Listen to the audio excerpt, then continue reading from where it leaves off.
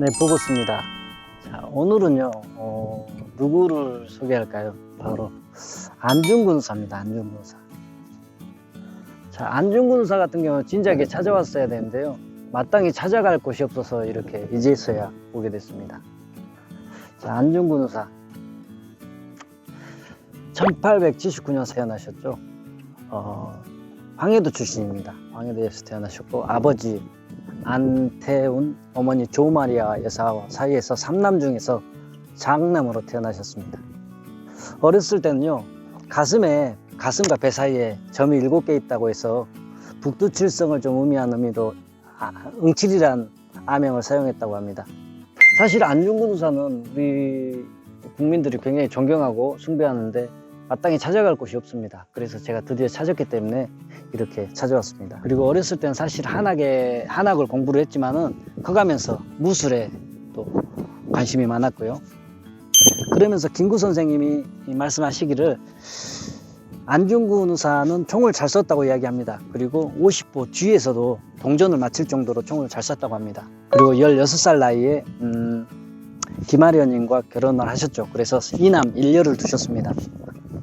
안중근 의사 집이 부유했기 때문에요. 사실은 일본 이런 사람들과 좀 이렇게 협력을 하면은 안중근 의사는 떳떳하게 살 수가 있었어요. 그런데 학교를 세우고 삼흥학교, 돈유학교를 세우면서 독립운동을 구축시켰고 또 북만주로 이주를 해서 의병활동을 계속 하셨다고 합니다. 안중근 의사께서는. 그리고 1909년 11명으로 단주회를 결성해서요, 구국투쟁할 것을 약속을 합니다. 그러면서 네 번째 손가락 첫째 마디를 끊으면서요, 맹세를 했습니다. 그리고 1909년 10월 26일 날 하얼빈역에서 이토 히로부미를 암살합니다. 만국의 적 이토 히로부미, 너를 주저다난다. 코리아 우라! 코리아 우라! 코리아 우라! 그리고 류순 감옥에 투옥되시는데요. 류순 감옥에 있을 때는요, 거기에 있는 교도관들이 안중근 의사를 존경할 정도로 안중근 의사의 모습을 봤다고 합니다. 또한요, 거기에 있는 일부 교도관들은 이제 자국으로 돌아가서 안중근 의사의 제사를 지내기도 했다고 합니다. 그러한 일화가 있습니다. 일화가 아니죠, 이건 사실이니까. 또한 류순 감옥에 있을 당시 안중근 의사에게요, 이런 제안이 왔습니다. 안중근 의사가 이토를 쐈을 때 실수로 쐈다 이렇게 하면은 너의 죄를 사해주겠다 했는데요, 안중근 의사는 누굽니까? 그러한 행동을 받아들여주지 않았습니다. 왜? 대한민국의 독립을 위해서 내가 이토 히로부미를 쏘았다, 암살했다 이렇게 말했다고 합니다. 또한 감옥에서는 또 책을 많이 썼습니다. 동양평화론과 그리고 서예에도 조예가 있어서 유목들을 이렇게 많이 남기셨는데요, 이러한 부분들이 지금 보물로 지정이 되어 있습니다. 그리고 또 여러분들이 보는 자막 있잖아요. 지금 보고 계신 자막이 안중근 의사 폰트입니다. 안중근 의사는 1910년 3월 26일 날 오전 10시에 나는 대한 독립을 위해서 죽고 동양 평화를 위해서 죽는데 어찌 나의 죽음이 한탄스럽겠는가 이렇게 말하면서요, 조용히 한복을 갈아입고 형장으로 가셨습니다. 그때 나이 32살입니다. 돌아가시기 전에 유언을 하셨는데요, 내가 죽거든 하비문 공원에 묻었다가 우리가 국권을 회복하면은 고국으로 반장하라 이러한 유언을 남겼다고 합니다. 교수형에 처해지고 두 동생이 시신 요구를 했습니다. 그런데 교도소에서는 이거에 응하지 않고 두 동생을 밖으로 내치면서 시신을 위순강원 뒤쪽에 수인묘지에 매장을 해버렸습니다. 또한 이러한 경우 때문에 우리는 안중근 의사의 시신 찾기 위해서 노력을 했지만요, 쉽지가 않죠.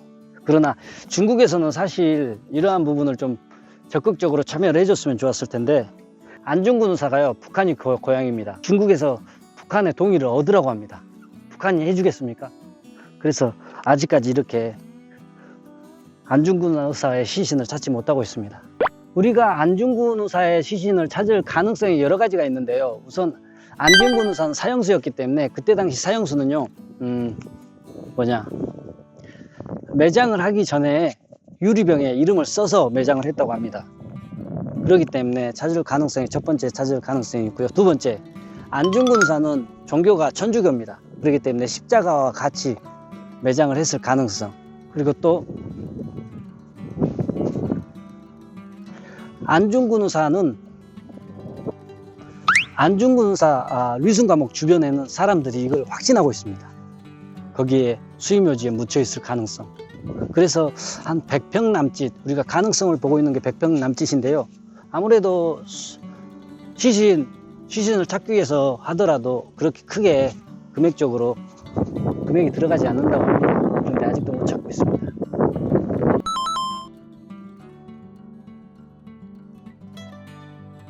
그렇지만 국권은 회복됐지만요, 이렇게 안중근사는 고국으로 돌아오지 못하고 있습니다. 지금도 우리는요, 안중근사를 충정하고 그 충정의 마음을 가슴 깊이 새기고 있습니다. 오늘 제가 소개해 드릴 곳은요, 안중근사의 유패가 있는 해동사입니다.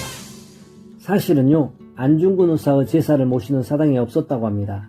이곳은요, 죽상 안시문중과 이쪽 지역에서 힘을 합쳐서 죽산 안시문중 사당 안쪽에 또 다른 사당을 마련했습니다. 그게 바로 해동사입니다. 이곳은요, 안중근사와 연이 없는 곳이죠. 안중근사는요, 수능 안씨라서 관련이 없는 곳입니다. 사실은 이곳에 유패를 모실 당시 안중근사의 딸과 그리고 안중근사의 조카 그리고 이쪽 구민들이 다 모여서 직접 참여를 했다고 합니다. 또한 이곳은요, 이승만 대통령께서 직접 해동명월이라는 현판을 내리셔서 이곳이 해동사가 되었습니다. 그리고 1955년 건립되고 60여 년 이상 이렇게 계속 제사를 지내오고 있습니다. 3월 26일 날 말이죠. 안중근사가 순국하신 날짜가 3월 26일입니다. 이곳은요, 사실 안중근사의 흔적이 없습니다. 그러나 이렇게 안중근사 뜻을 받들어서 60여 년 이상 이렇게 제사를 지내오고 있습니다. 국내 유일의 안중근사의 사당이 있는 해동사입니다. 장흥에는요, 안중근사의 지금도 혼이 살아 숨쉬고 있습니다. 이곳이 바로 해동사입니다.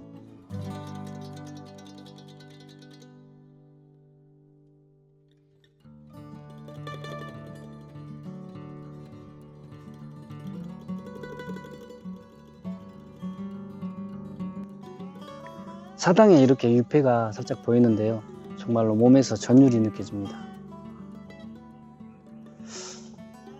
너무나 또 감사하고 이렇게 한편의 사당을 또 만들어 주셔서 안중근사에 관련된 유적지는 아예 제가 가볼 수도 없었고 찾을 수도 없었는데 이렇게 오게 됐습니다. 3월 26일 날 추모제양을 봉양하는 국내 최초 유일한 사당이다. 1955년 만수사 부진에 건립하게 되었다. 해동명월 호의를 받아서 현판을 보여.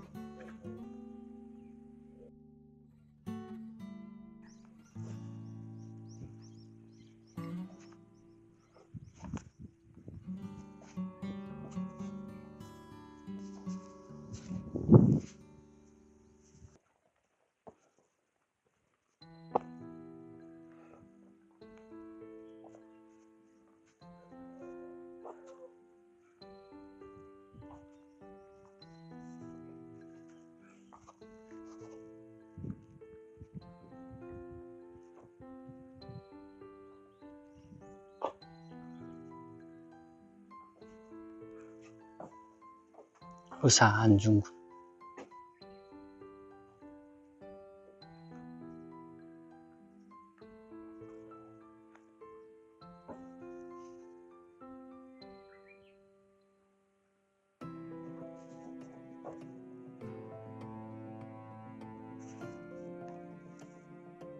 글들이 있는데요,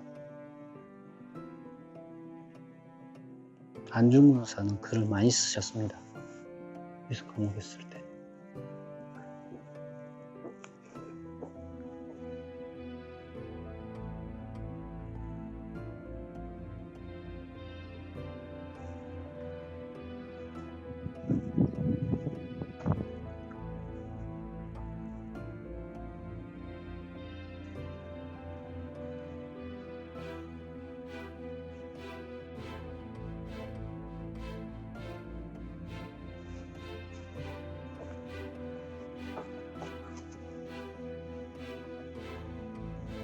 사실 유튜브를 하다 보면 좀 장난스럽고 재밌는 이야기도 하고 그래야 되는데요, 여기 아무도 없습니다. 지금 여기에는 아무도 없고 촬영하기도 너무 좋은데 그냥 경건해집니다.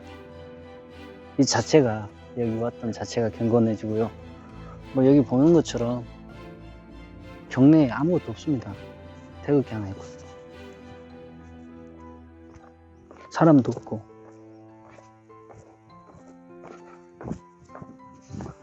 사람도 없고.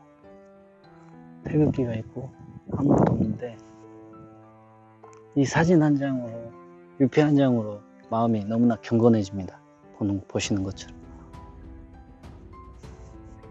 뒤쪽에, 앞쪽에 이제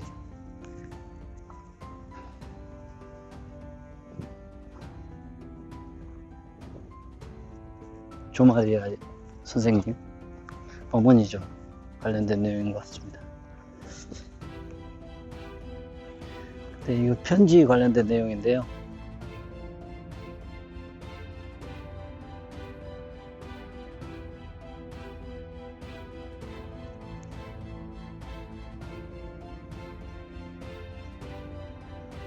태극기